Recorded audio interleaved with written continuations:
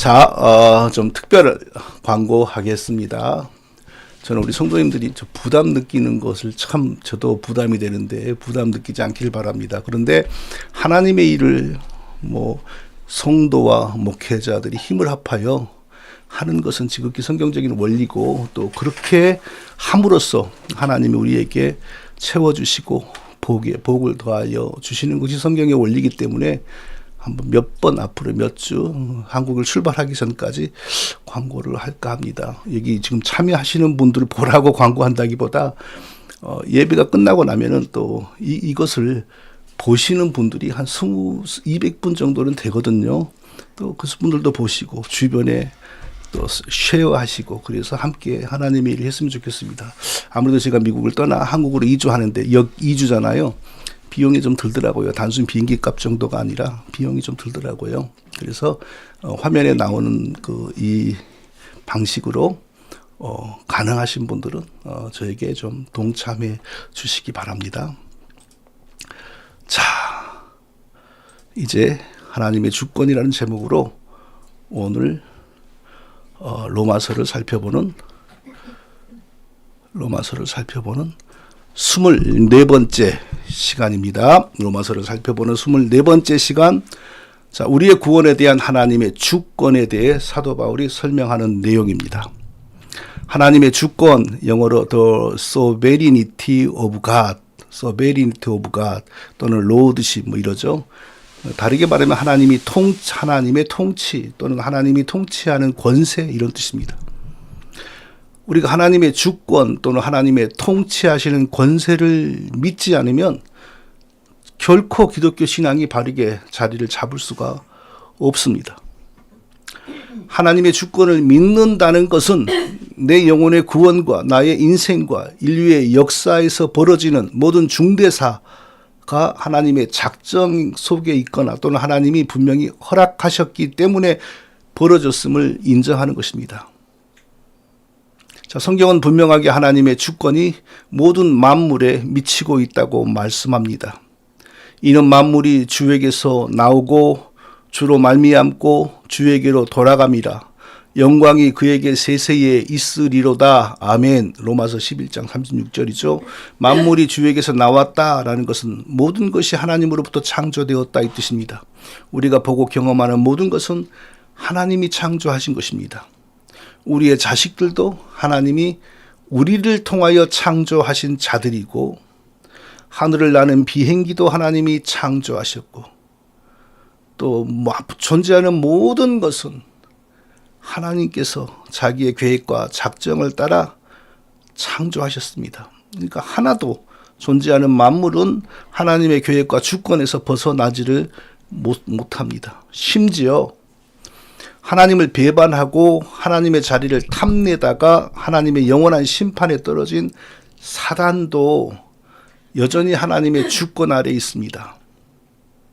성도 여러분, 우리는 역사나 우리의 인생이 사단과 하나님이 투쟁하는 대결의 장이다, 이런 이원론적 역사관을 경계해야 됩니다.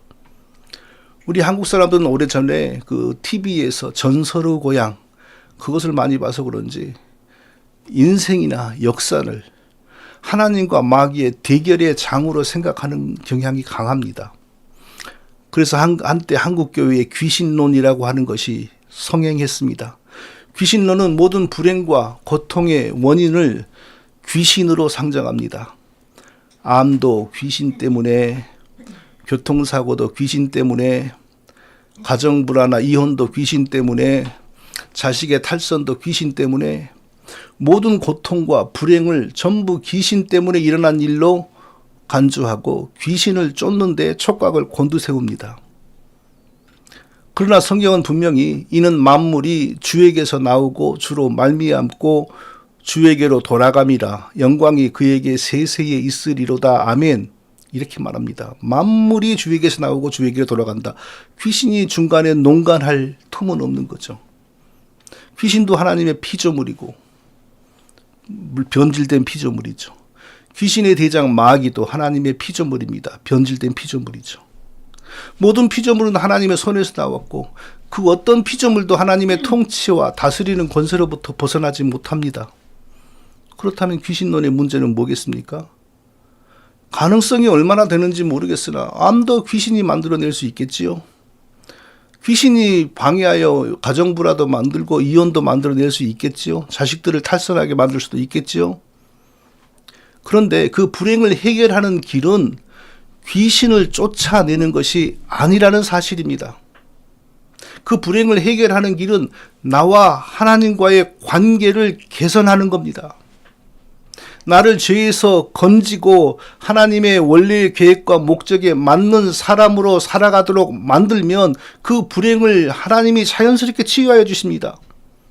그런데 내 힘으로 그렇게 할 수가 없죠. 방법은 오직 하나입니다. 하나님이 보내신 예수 그리스도를 믿어서 죄 용서받고 성령을 받아 하나님의 다스림 가운데 살고 하나님의 자녀가 되는 것입니다. 그것이 인생의 불행과 고통을 치유하는 길의 시작입니다. 죄 용서받고 성령의 인도하심을 따라 살면 하나님의 은혜와 사랑의 통치가 시작이 됩니다. 그러면 저절로 귀신이 있어도 나가겠죠. 어떻게 하나님의 사랑의 통치가 임했는데 귀신이 있을 수가 있습니까? 그런데 귀신론은 계속해서 귀신에게 집중하게 합니다. 하나님의 말씀을 따라 살아서 하나님과의 바른 관계를 만들게 가르치지 않고 계속 귀신을 대적하게 만듭니다. 귀신을 계속 대적하면 귀신이 정말 나가는 것 같습니다. 그런데 가만히 보세요. 나간 사람에게서 또 나갑니다. 그리고 나중에 또 안수받으면 또 나갑니다. 귀신이 장난을 더 하는 겁니다. 말씀에 집중하여 하나님과의 관계가 회복이 되는 것이 아니고 계속 귀신에게 집중하면 귀신이 되게 좋아합니다. 그래서 우리가 가벼운 마음으로도 점을 보거나 역술인에게 찾아가는 것은 귀신을 기쁘게 하는 것이고 계속 귀신을 달고 사는 겁니다. 절대 그러면 안 됩니다. 자, 우리는 우리 자신과 만물에 미치는 하나님의 주권을 믿어야 됩니다. 우리 인생과 인류의 역사는 절대로 사단과 하나님의 대결의 장이 아닙니다. 우리의 죄 때문에 사단이 불법적으로 지배하도록 하나님이 단지 허용하셨을 뿐입니다. 그래서 사단이 우리에게 불행을 가지고 오는 것도 사실입니다.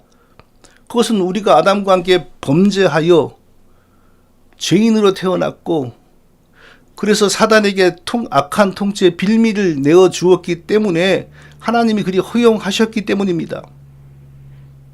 여호와께서 사단에게 이르시되 내가 그를 내 손에 붙이노라 오직 그의 생명은 해하지 말지니라. 사단이 이에 여호와 앞에서 물러가서 욥을 쳐서 그 발바닥에서 정수리까지 악창이 나게 한지라. 욥기 2장 6절 7절입니다. 자, 사단이 욥을 회방하고 고통을 줄 때에도 정확하게 하나님이 허용한 범위 안에서만 그리했습니다. 생명은 건드리지 말고 마음대로 다 해보라고 했더니 정말 욥의 생명은 건드리지 못하고 욥의 재산, 욥의 건강, 욥의 가정, 욥의 자녀들을 다 치고 건드렸습니다. 남은 것은 욥의 생명뿐이었습니다. 그런데 그것이 바로 하나님이 사단에게 정한 그 한계였던 겁니다. 이것이 바로 하나님의 주권입니다. 존재하는 모든 것은 하나님이 지으신 피조물이고 모든 피조물들에게는 하나님의 절대적인 주권이 미칩니다. 하나님께서 좋은 일을 행하실 때는 선한 천사들을 통하여 행하시고 악한 일을 이루실 때는 악한 사단과 그 졸개들을 통하여 이루어냅니다. 그렇다고 우리가 선한 천사들에게 잘 보이거나 선한 천사들에게 더 관심을 둘 필요도 없는 것이고 악한 천사 귀신들에게 더 관심을 둘 필요도 없는 겁니다. 언제든지 우리는 하나님께만 집중하고 하나님께만 관심을 두어야 정상입니다. 하나님과 나와의 관계에서 모든 일이 벌어집니다. 내가 하나님의 뜻과 계획과 목적에 합당하게 살면 선한 천사건 악한 천사건 간에 하나님이 다 알아서 주관하셔서 나에게 사랑과 은혜의 통치를 베푸십니다. 그러므로 우리는 선과 악의 대결, 내 인생이 어둠과 밝음, 빛과 어둠의 대결, 이런 이원론적인 역사관을 버려야 됩니다. 그리스도인들은 언제나 자신의 삶과 역사와 모든 것이 하나님의 주권에 달려있다는 사실을 믿어야 돼요. 언제나 모든 관심이 귀신과 사단에게 있는 것이 아니라 하나님께만 집중되어야 돼요. 원하지 않는 악한 일이 일어났을지라도 우리의 질문과 관심은 언제나 하나님에게, 하나님 저에게 왜 이런 일이 일어났습니까? 그렇게 물어야 돼요. 역사가 종말을 향하여 숨가쁘게 달려갈수록 우리에게 더욱더 필요한 것은 하나님 절대 주권 신앙입니다. 점점 교회다운 교회는 없어집니다. 주의 종다운 종들도 없어집니다. 온 세상과 온 세상의 교회들이 하나님을 버리둥지고 사단에게 고개를 숙이는 시대가 더 무르익을 겁니다. 그럴수록 우리는 하나님의 주권, 하나님의 절대 주권을 믿어야 됩니다. 저는 요한계시록을 코로나가 시작할 때 강의하기를 시작해서 한 80회를 연속 강의를 했어요. 근데 끝에 몇 회를 두고 그만 중단해 버렸어요. 왜 그랬냐면 정확하게 알 수 없는 것을 가지고 계속 설교를 이어가려고 하니까 뭐 어느 정도 틀은 맞겠죠. 근데 정확하게 알 수 없는 걸 가지고 계속 설교를 이어가려고 하니까 허공을 치는 것 같았습니다.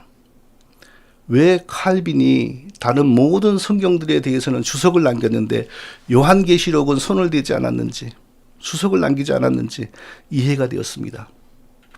제가 요한계시록을 약 80회 정도 강의하면서 한 가지 확실한 것을 발견했습니다.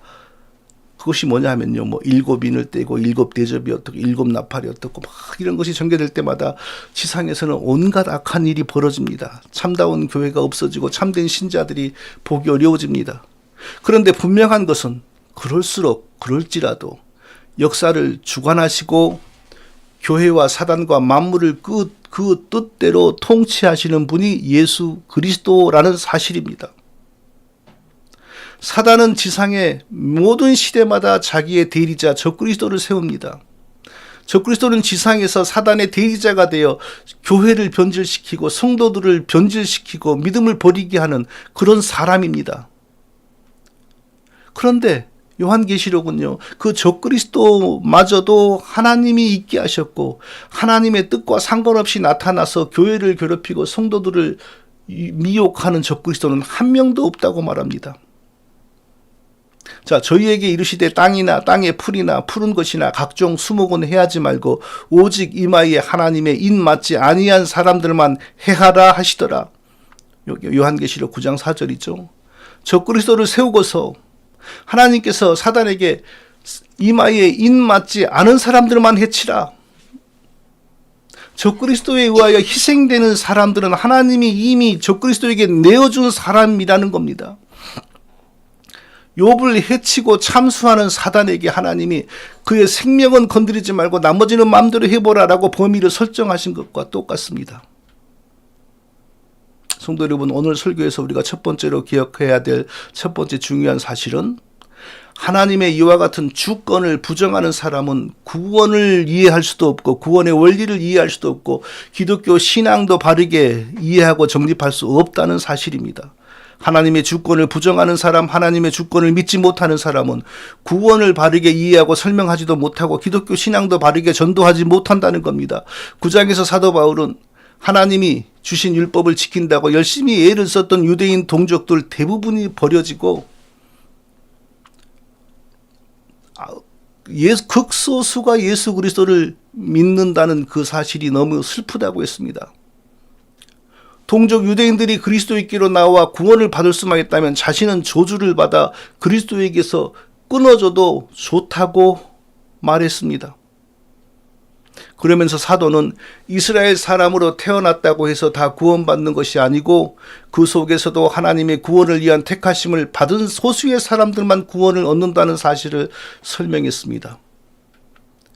이스라엘 안에서도 하나님의 구원을 위한 택하심을 받은 사람에게만 구원이 있다는 사실을 설명하기 위해 사도는 아브라함이 낳은 자식이 8명인데 그들이 다 아브라함의 씨로 여겨진 것이 아니고 하나님의 약속의 말씀을 따라 태어난 이삭 한 명만 아브라함의 씨로 간주되어 그 한 명만 구원을 받았다는 사실을 이야기했습니다. 그리고 또 이삭의 자녀라고 해서 다 구원을 받은 것이 아니고 그 이삭의 두 자녀가 어머니의 태중에 쌍둥이로 잉태되었을 때 그들이 사람으로 다 만들어지기 전에 오직 택하심을 입은 야곱만 구원을 얻었다는 사실을 설명했습니다. 그리고 또 애굽에서 이스라엘 백성들을 핍박했던 바로를 비교했습니다. 하나님은 이스라엘 백성을 자기 자녀로 택하셨고 바로는 구원을 위하여 택함 받지 못하고 이스라엘의 하나님의 능력이 얼마나 위대한지를 보여주는 도구로 쓰임을 받았다고 말했습니다. 누가 구원을 받고 누가 구원을 받지 못하는 것에 대한 사도 바울의 결론은 9장 18절입니다. 그런즉 하나님께서 하고자 하시는 자를 긍휼히 여기시고 하고자 하시는 자를 완악하게 하시느니라. 그런즉 하나님께서 하고자 하시는 자를 긍휼히 여기시고 하고자 하시는 자를 완악하게 하시느니라. 누구를 불쌍히 여기시어 그리스도를 믿을 수 있는 마음을 주시어 믿고 구원받는 은혜를 누구에게 주실 것인지, 또 누구에게는 완악한 마음을 주어 그리스도를 믿는 것을 끝까지 거부하다가 결국에는 영원한 심판에 떨어지게 만들 것인지, 이게 전적으로 하나님의 소관이라는 것입니다. 이것이 바로 구원에 대한 하나님의 주권이고 이것이 바로 모든 영혼들과 피조물들에 대한 하나님의 절대적 권세입니다. 옛날에는 이와 같은 하나님의 주권에 대해서 들으면 사람들은 반발하지 않았습니다. 그런데 어느 때인가부터 인간들은 하나님의 주권에 대해서, 이런 절대적 권세에 대해서 말하면 의문을 품고 반항하기를 시작했습니다. 왜 옛날 사람들은 하나님의 주권에 대해서 반감이 없었고 오히려 저에게는 은혜를 주세요라는 자세를 가졌는데 왜 요즘 사람들은 반항할까요? 근본적으로 그 원인은 인류가 제법 문명이 발달했고 그래서 교만해졌기 때문입니다. 그리고 또 하나의 중요한 사실은 1700년대 말에 프랑스에서 일어난 프랑스 대혁명의 정신이 지금 인류의 정신 문명의 기초를 구성하고 있기 때문입니다. 저는 물론 프랑스 대혁명에 대해서 아주 전문적으로 많이 알지는 못하지만 그 프랑스 대혁명으로 인하여 탄생한 인권 선언이 오늘날의 정신 문명의 기초가 되었다는 것은 알고 있습니다. 자, 이상하게도 인권이라는 말이 등장하기 전에 사람들은 어떤 영혼은 하나님이 자기 뜻대로 죽게 하시고 어떤 영혼은 영원히 살게 하시는 하나님의 주권에 대해서 말하면 의문을 품지 않았습니다. 단지 그럴지라도 저에게는 구원의 은혜를 베풀어 주세요. 그런 자세였습니다. 그런데 프랑스 혁명을 통하여 인권이란 말이 문명의 중요한 키워드가 되고 이후 인권에 대한 의식과 사상이 발전하고 인권을 위한 법이 제정되었습니다. 그러면서 하나님의 절대적 주권에 대한 신앙이 무너지기 시작했습니다. 지금은 인권이 너무너무 성장하여 하나님이라도 인간을 지배할 수 없고 하나님도 인간과 대등해야 한다라는 의식이 널리 퍼졌습니다.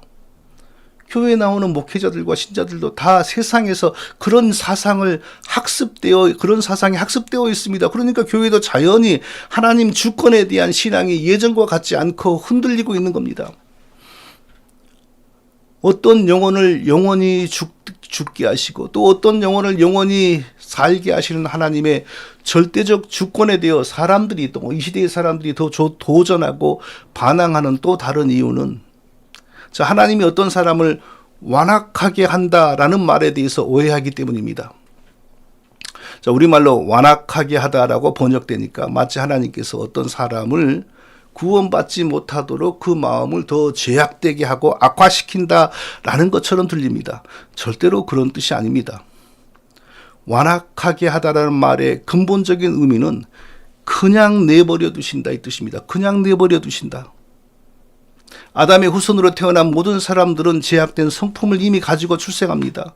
제약된 성품이라고 말할 때 그 제약된 성품의 핵심은 하나님을 존경하지 않으려고 합니다. 하나님을 무시합니다.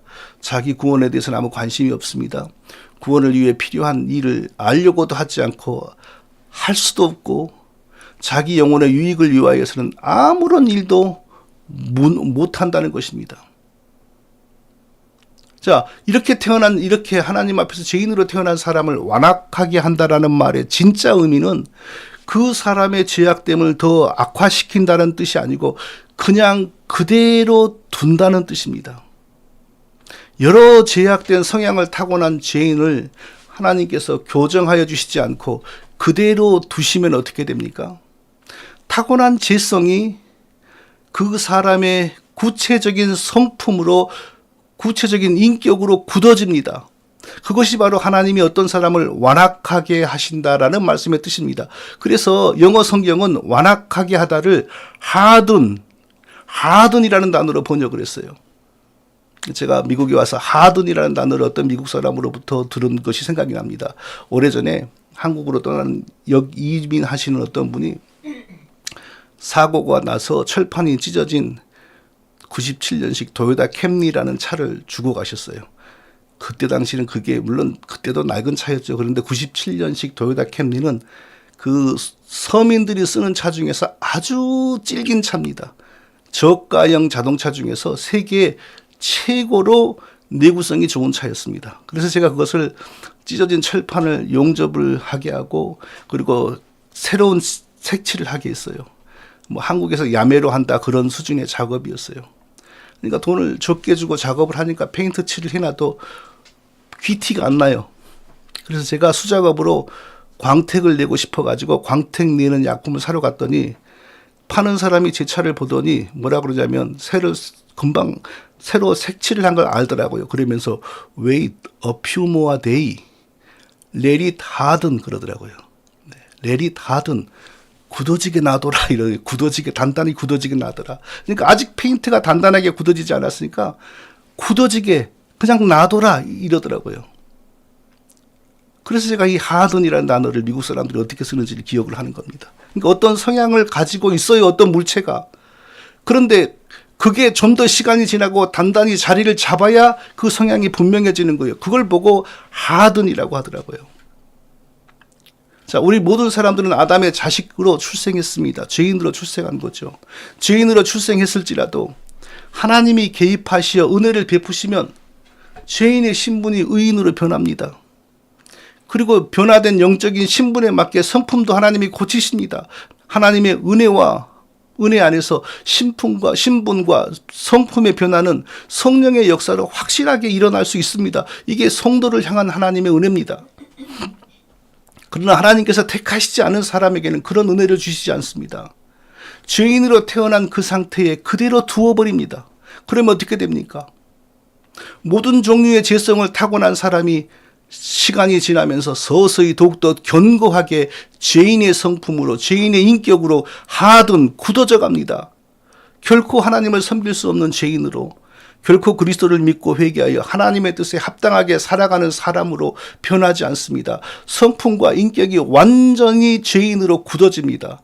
자, 이것을 보고 성경은 하나님이 바로나 어떤 사람을 더 완악하게 하신다라고 말하는 겁니다. 절대로 하나님이 일부러 악화시키는 것이 아니고 그 사람의 타고난 죄성이 그 성품과 인격으로 완전히 굳어지도록 그냥 하나님이 놔두는 거예요. 그래서 영어 성경 번역을 그대로 직역하면 하나님은 굳어지게 만들고자 하는 자를 굳어지게 한다. 이렇게 번역이 돼요. 우리의 인생과 영혼과 역사에 대한 하나님의 절대적인 주권은 절대 우리가 싫어할 하나님의 독재라고 할 수 없습니다. 완악하여 끝까지 그리스도를 거부하다가 지옥에 떨어지는 사람들은 하나님이 그리 되도록 애써서 그렇게 된 것이 아닙니다. 단지 태어날 때부터 그 사람의 상태가 그냥 그대로 있도록 내버려 두셨을 뿐이고, 단지 우리는 하나님이 개입하셔서 하나님이 우리를 그리스도를 믿게 하시고 변화시킨 겁니다. 자, 지금 인류는 비성경적인 인권 사상에 세뇌되어 있다고 아까 조금 전에 말했습니다. 그것을 더 악화시킨 것이 프랑스 대혁명입니다. 프랑스 대혁명이 만들어낸 인권선언 어디에도 인간이 하나님을 섬김으로 누리는 진정한 행복에 대해서는 한 문장도 한마디도 없습니다. 그냥 인간의 자유, 그냥 인간의 평등, 그냥 인간의 권리입니다. 영원히 저주받은 죄인으로 태어난 자들을 죄 용서받게 하지 않고 죄에서 해방되게 하지 않고 그냥 자유를 누리게 하고 그냥 평등을 누리게 하고 그냥 권리를 누리게 하면 뭐가 됩니까? 타고난 죄성이 조금 더 교정되지 않고 더 견고하게 굳어지고 더 견고하고 구체적으로 성품이 되고 인품이 되는 겁니다. 이게 바로 하나님이 어떤 사람을 완악하게 하신다는 것입니다. 그러면 그 결과는 뭐죠? 온 인류가 함께 지옥행 열차를 타고 평등을 누리며 자유를 누리며 권리를 누리면서 지옥 가는 줄도 모르고 룰루랄라 하는 거죠. 그리고 참된 신앙을 전파하는 교회는 설 자리가 없습니다. 실제로 프랑스 대혁명의 정신이 들어갈 때 유럽의 나라들에서는 교회가 다 죽었습니다. 그래서 1800년대 말에 네덜란드에 아직 복음이 충만했을 때 탁월한 정치인이었고 목사였고 그 유명한 지금의 화란 자유대학을 설립한 신학자 교수였던 아브라함 카이퍼를 중심으로 반혁명당이라고 하는 정당이 만들어져서 활동하다가 1977년에 없어졌습니다. 반혁명당이라는 정당은 왜 만들어졌냐면 프랑스 대혁명의 사상을 적그리스도 사상으로 규정하고 네덜란드의 기독교를 보호하기 위한 것이었습니다. 왜 카이퍼는 반혁명당이라는 정당을 만들었을까요? 지금의 인류의 정신문명의 기초를 제공한 프랑스 대혁명의 인권 사상은 기독교를 파괴한 적그리스도의 인권 사상이기 때문입니다. 자, 프랑스의 대혁명과 같은 인권 사상을 주장한 것이 한국에도 있었습니다. 바로 그 유명한 동학입니다. 동학. 동학의 핵심 정신이 뭡니까? 인내천, 사람이 곧 하늘이다. 그것을 다르게 말하면 사람이 우주의 중심이고 사람이 궁극적인 숭배와 존경의 대상이고 모든 사람은 각각 작은 신이라는 겁니다. 만일 동학운동이 성공했다면 시대적으로 그럴 수가 없었죠. 성공했다면 유럽에는 프랑스 대혁명, 동양에는 한국의 동학, 이게 아주 양쪽을 다 말아먹었을 겁니다. 하나님이 설 자리가 없어집니다. 하나님이 설 자리가 없는데 하나님의 주권, 하나님의 절대적 권세, 이건 뭐가 씨알까 씨나라 까먹는 소리죠. 있을 수가 있나요?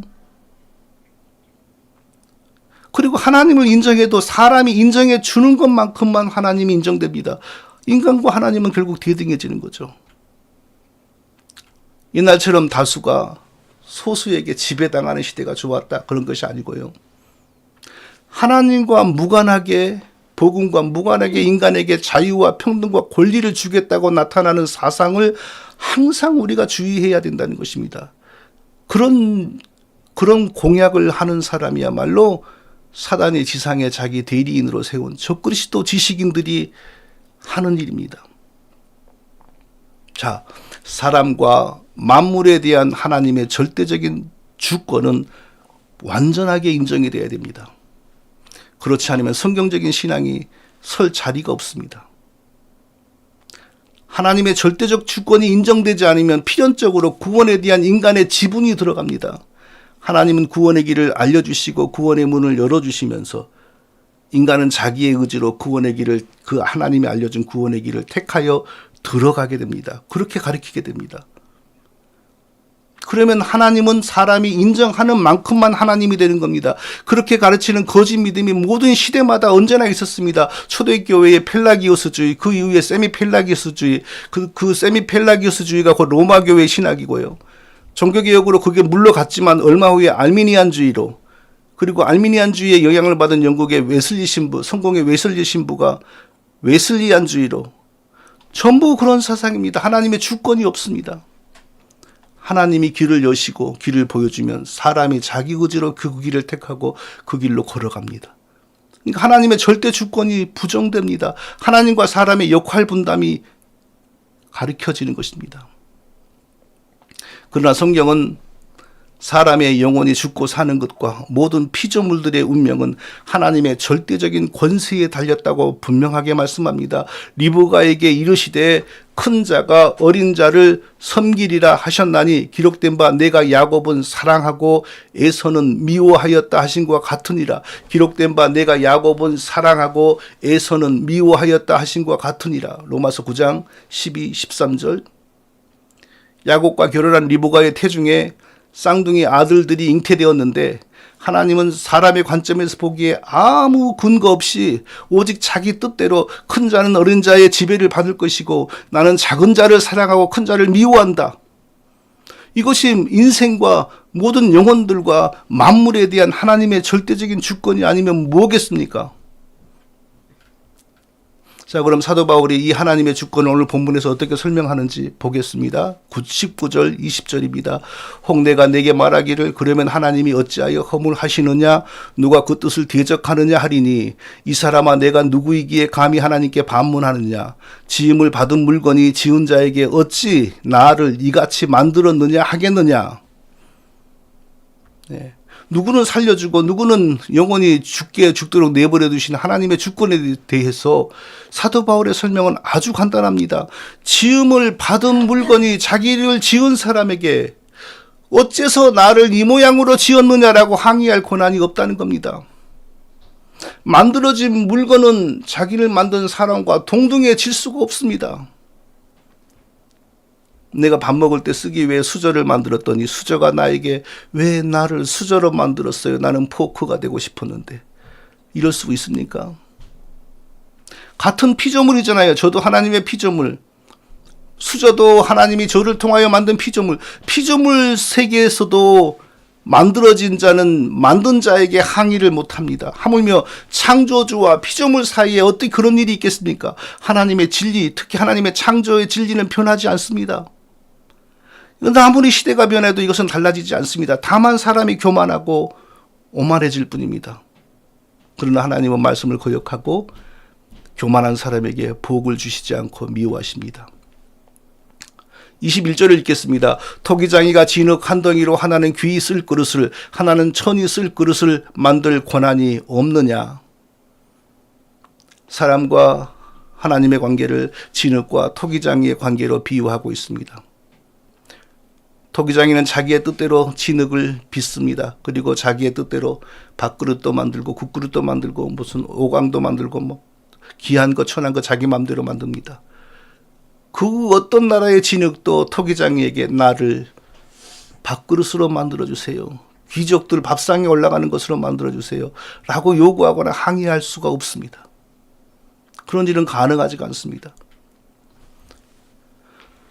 구원을 받아야 할 사람의 영혼과 하나님의 관계가 그렇다는 것입니다. 왜 에서는 버리고 왜 야곱을 선택했는지 이유를 설명해 달라고 할 권한이 인간에게 없습니다. 왜 일찍부터 율법을 지킨다고 애를 썼는데 그 대부분의 유대인들이 버려지고 이방인들에게 긍휼을 베푸시어 예수 믿고 구원을 받게 하시는지 그 이유를 설명해 달라고 항의할 권한이 유대인들에게도 없고 이방인들에게도 없습니다. 왜 내 부모를 버리시고 나만 택하셨습니까? 왜 내 형제들을 버리시고 나만 택하셨습니까? 이렇게 물을 고난도 나에게 없습니다. 단지 구원받는 나는 하나님께 감사할 뿐입니다. 사랑하는 성도님들, 구원에 대해서 나의 공로가 있고 구원에 대해서 나의 역할이 있다.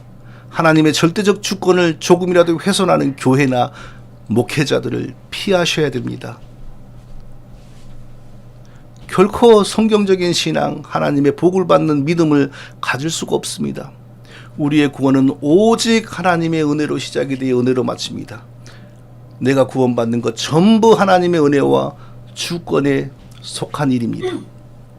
자, 오늘 설교의 두 번째 대지는 우리는 일방적으로 택하시고 구원을 주시는 하나님의 절대적 주권이 없다면 우리가 얻은 구원의 지속도 불확실해진다는 사실을 기억해야 됩니다. 우리를 일방적으로 택하여 주시고 구원을 주신 하나님의 절대적 주권의 역사가 없다면 우리가 믿음으로 얻은 구원도 계속 지속된다는 보장도 없다는 것입니다.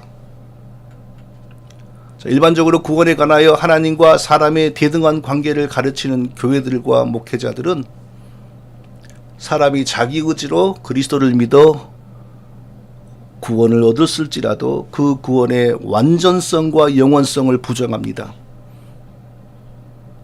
하나님은 하나님의 은혜와 택하심으로 얻어진 구원의 영원성을 부정하는 교회들은 하나님이 사람에게 구원을 알려주면 사람이 자기 의지로 그 길을 택하여서 구원을 받는다고 하죠. 그렇게 해서 구원을 얻었다 할지라도 그렇게 가르치는 목회자들과 교회들 속에서 그렇게 얻은 구원이 영원히 지속된다라고 또 말하고 가르치는 교회는 하나도 없습니다.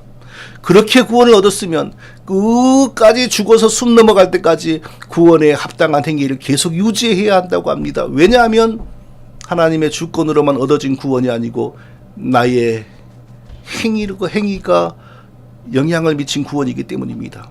예를 들어보겠습니다. 역사적으로 예를 들어보겠습니다. 초대교회 펠라기오스는 인간은 중립적으로 태어난 상태에서 하나님의 율법을 완전하게 실천함으로 구원을 얻는다고 했습니다. 펠라기오스에게는 그리스도의 십자가가 필요 없었습니다. 그리스도의 십자가는 단지 하나님의 도덕성에 대한 상징이지 우리 죄를 사하는 것도 아니고 우리가 무슨 용서받아야 할 죄가 있는 것도 아니라고 했습니다. 구원은 죄 용서와 무관하고 오직 구원받기 위한 인간의 도덕적 행위와 완전한 율법 준수로 구원이 이루어진다고 했습니다. 그런데 말입니다. 그렇게 구원을 얻었다 할지라도 그 구원은 영원하지 않습니다. 죽기 전에 또 크게 범죄하면 지옥에 떨어집니다. 왜냐하면 구원이 사람의 행위에서 나오기 때문입니다. 구원에 대한 하나님의 은혜와 절대 주권을 부정하는 모든 가르침은 구원의 완전성, 구원의 영원성도 부정합니다. 끝까지 죽기 전에 숨 넘어갈 때까지 행동을 바르게 해야 됩니다. 펠라기오스 신학이 어거스틴에 의하여 이단으로 정죄받자 조금 꺾였어요. 약간 거기에 십자가가 추가되었어요. 그러니까 한 절반 꺾인 겁니다. 그래서 세마이라고 하는 단어가 들어가요. 세미 펠라기오스를 변했습니다. 그것이 바로 로마교회 신학입니다. 예. 로마교회 신학에서도 죄를 용서해주는 그리스도의 십자가는 인정이 됩니다. 그러나 그 십자가의 공로 위에 구원을 누리기 위한 나의 합당한 행위가 계속 유지되고 추가돼야 돼요. 그래서 진정한 로마교회 신자들에게 죽기 전까지 구원의 확신은 불가능합니다. 왜냐하면 언제 어떻게 범죄하여 내가 다 그 구원의 공덕을 까먹을지 모르기 때문입니다.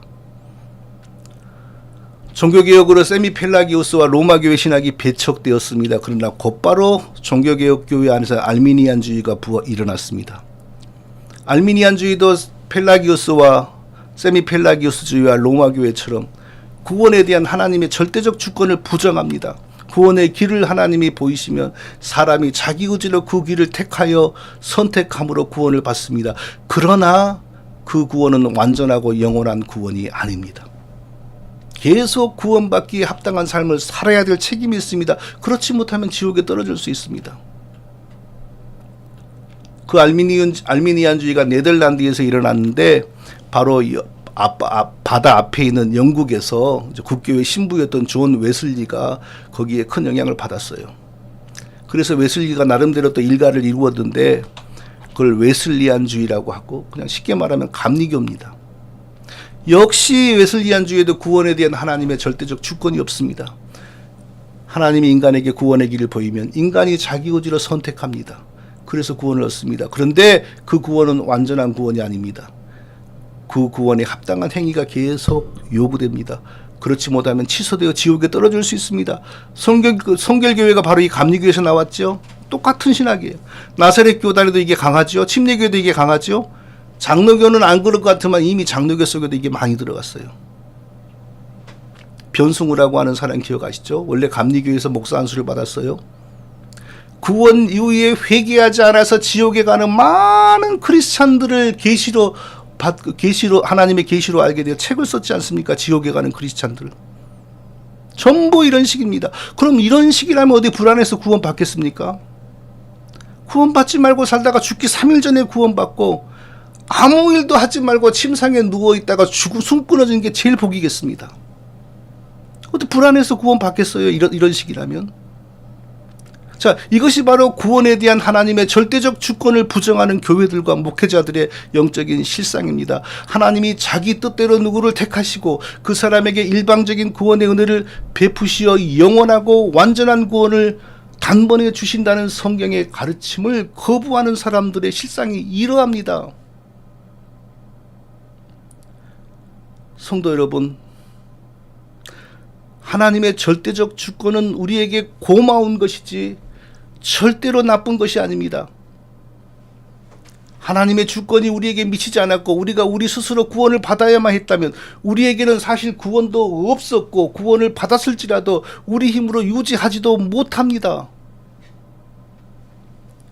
하나님의 주권은 나를 구원받게 만든 원인이고 동시에 내가 받은 구원이 영원히 유지되게 보장하는 하나님의 은혜입니다. 그래서 사도는 29절에서 또한 이사야가 미리 말한 바 만일 만군의 주께서 우리에게 씨를 남겨두지 아니하셨더라면 우리가 소돔과 같이 되고 고모라와 같았으리로다 함과 같으니라. 하나님께서 이스라엘 백성들의 행위에다가 이스라엘 민족의 운명을 맡겨두셨다면 구원을 얻는 사람은 한 명도 없었을 것이라는 뜻입니다.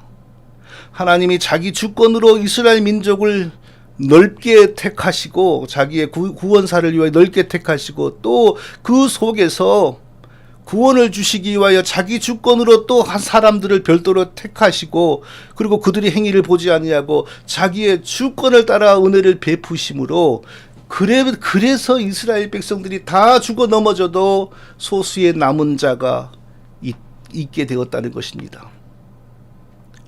성도 여러분, 우리의 구원은 전적으로 하나님의 주권에 속합니다. 하나님이 우리의 행위를 보지 않으시고 오직 자기 뜻대로 우리를 택하시어 그리스도를 믿게 하셨습니다. 오직 자기 주권을 따라 우리를 그리스도 안에서 자기에게 연합시켜 자기에게서 영원히 떨어지지 못하게 만드셨습니다. 사랑하는 성도 여러분, 우리는 진흙이고 하나님은 토기장이십니다.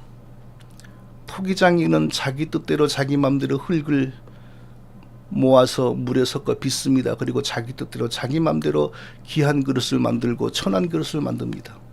어떤 그릇도 어떤 진흙도 토기장에게 할 말이 없습니다. 성도 여러분, 우리가 할 일은 언제나 우리에게 구원의 은혜를 베푸신 하나님께 감사드리고 그리고 하나님의 뜻에 맞게 합당하게 살려고 노력하고 그리고 나를 부르시고 나를 여기까지 인도하신 하나님의 뜻이 이루어지는 삶을 살기 위하여 애쓰는 것뿐입니다. 결코 우리는 하나님과 대등한 관계가 될 수도 없습니다. 언제나 하나님의 주권의 앞에서 엎드리고 겸손하고 감사드리고 경외하고 순종하는 우리 모두가 다 되시기를 예수님의 이름으로 축원드립니다. 거룩하신 아버지 하나님, 우리가 진흙임을 알게 하시고 진흙이 도무지 항거할 수 없는 토기장이가 바로 하나님의 주권인 것을 알게 하여 주심을 감사합니다. 단지 내게 베푸신 구원의 은혜, 아무 이유 없이 택하여 주신 하나님의 주권적인 은혜 앞에 감사하고 찬송하며 우리의 남은 인생이 하나님의 뜻과 계획과 목적에 합당해지도록 힘을 다하여 살 수 있는 은혜를 더하여 주옵소서. 예수님의 이름으로 기도합니다. 아멘. 찬송가. 또 한 번 광고가 나오네요. 예, 한번 좀 뭐 혹시 필요하신 분들은 기억하시고 이게 녹화라 그러나요? 스크린 뭐 그런 거 하시기 바랍니다. 그 주변에 알려주시고요. 자, 찬송가 435장입니다.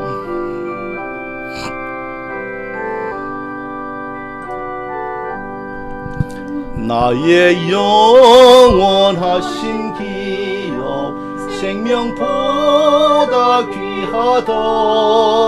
나의 갈 길 다가도록 나와 동행하소서. 주께로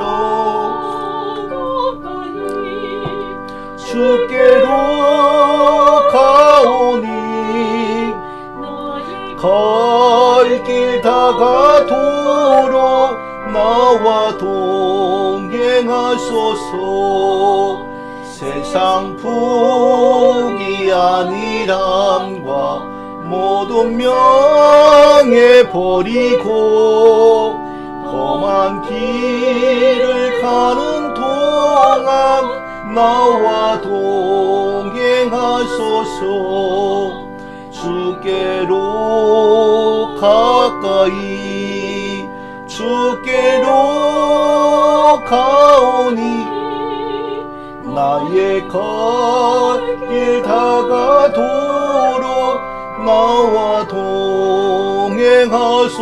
어두운 골짝 지나가며 험한 바다 건너서 천국 문에 이르도록 나 나와 동행하소서. 주께로 가까이 주께로 가오니 길 다가도록 나와 동행하소서.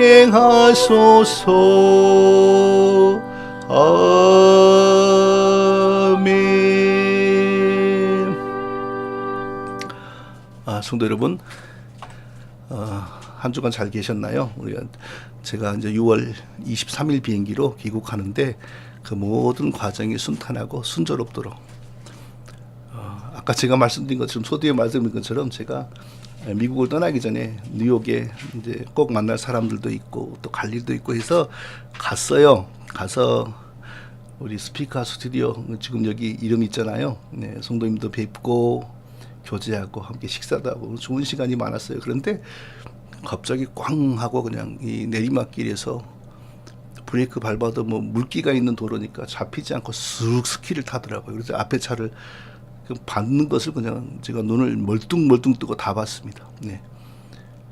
그런데 그래도 뭐 어떻게 수리가 될 줄 알았는데 어제 연락이 오기를 전손 처리, 그냥 현찰로 보상하는 걸로 그렇게 결론을 내렸다고 그래요. 그러니까 제법 큰 사고였던 모양이죠. 그 충격이. 근데 저는 하나도 다치지를 않았어요. 감사드리죠. 예. 그런 일도 있었습니다. 성도님들 건강하시고요. 또 늘 겪어보니까 운전의 이 사고는 정말 순식간이더라고요. 1초 만에 벌어지더라고요. 1초 만에. 야, 1초, 2초, 1초에 그 운명이 갈라지더만요. 아주 늘 운전 조심하시고, 또 기억날 때, 생각날 때마다 저를 위해서 기도해 주시기 바랍니다. 예. 자, 이제 제가 축도하고 예배를 마치도록 하겠습니다. 이제는 우리 구주 예수 그리스도의 은혜와 하나님 아버지의 사랑하심과 성령의 위로 교통하시는 은혜가 오늘도 기쁨으로 예배하고 돌아가는 모든 성도들을 위해 이제로부터 영원토록 함께 있을지어다. 아멘.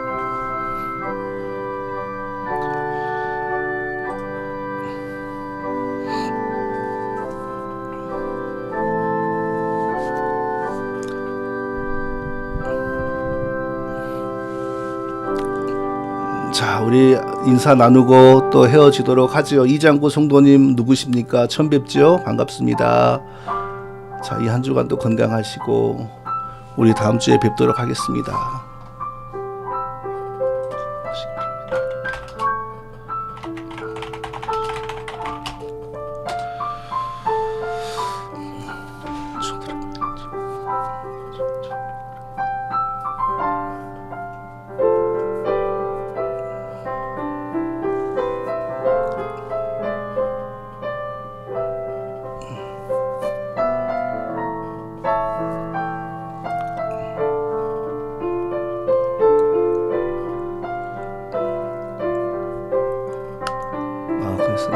네, 이장구 성도님 지난주에도 왔었어요? 그러면 이름 늘 남겨주세요. 제가 이름을 기억할 수 있도록.